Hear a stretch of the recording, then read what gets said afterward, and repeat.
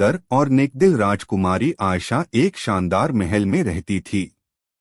वह अपने माता पिता के साथ सुखी जीवन बिता रही थी, लेकिन उसका दिल हमेशा दूसरों की मदद करने को चाहता था। एक दिन महल के बाग में खेलते हुए उसे एक पुराना मिट्टी से भरा चिराग मिला। उसने चिराग को साफ किया तो अचानक एक रोशनी का धमाका हुआ और एक जादुई जिन प्रकट हो गया। जिन ने कहा, हे राजकुमारी, मैं इस चिराग का गुलाम हूँ। जो भी इसे साफ करता है, मैं उसकी 3 इच्छाएं पूरी करता हूँ। राजकुमारी हैरान तो हुई, मगर उसने सोचा कि वह अपनी इच्छाएं सिर्फ अपने लिए नहीं बल्कि अपनी प्रजा के लिए इस्तेमाल करेगी। पहली इच्छा में उसने कहा, मेरे राज्य में कोई भी भूखा न रहे। तुरंत हर जगह खाने पीने की नेमतें फैल गईं।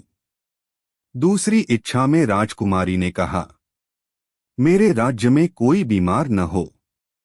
हर मरीज स्वस्थ हो गया और बच्चे खुशी से खेलने लगे। अब सिर्फ एक इच्छा बाकी थी।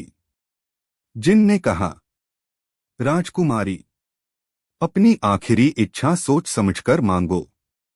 राजकुमारी मुस्कुराकर बोली, मैं चाहती हूं कि तुम आजाद हो जाओ ताकि तुम भी खुश रहो। जिन की आंखों में आंसू आ गए।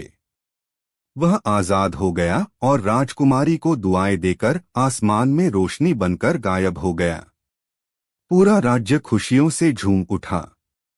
सब लोग राजकुमारी को दुआएं देने लगे कि उसने अपने लिए नहीं बल्कि दूसरों के लिए इच्छाएं मांगी। इस कहानी से हमें यह शिक्षा मिलती है कि असल खुशी दूसरों की मदद करने में है।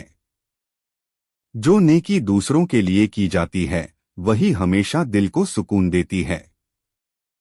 अगर आपको यह कहानी पसंद आई हो तो हमारे चैनल को सब्सक्राइब करें।